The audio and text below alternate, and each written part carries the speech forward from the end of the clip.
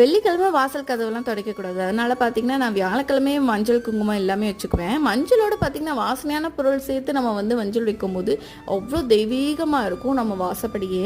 அதுக்காக பார்த்தீங்கன்னா, எனக்கு உமா மிராக்கிள் எக்ஸ்ட்ரால இருந்து தெய்வீக நறுமண பொடியும், மந்திர மூலிகை பொடியும் அனுப்பிச்சிருந்தாங்க.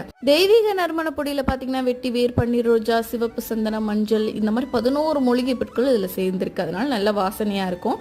அதை வச்சு நம்ம மஞ்சள், குங்குமம் வைக்கும்போது வீட்டுக்கு வரவங்க பார்த்தீங்கன்னா, அந்த ஸ்மெல்லிலே பார்த்தீங்கன்னா அவ்வளோ ஒரு பாசிட்டிவ் வைப்பை வந்து ஃபீல் பண்ண முடியும்.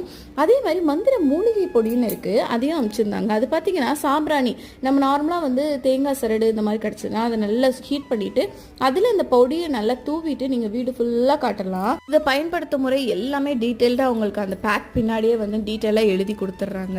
ஸோ இந்த பேஜ் பார்த்தீங்கன்னா உமா மிராக்கிள் எக்ஸ்ட்ரான்ற இன்ஸ்டாகிராம் பேஜ். இவங்களுடைய வாட்ஸ்அப் நம்பர் எல்லாமே ஸ்க்ரீனில் கொடுத்துருக்கேன், செக் பண்ணி பாருங்கள். இங்கே பஞ்சகாவிய விளக்கு, சாம்பிராணி, அதோட தூப் கோன்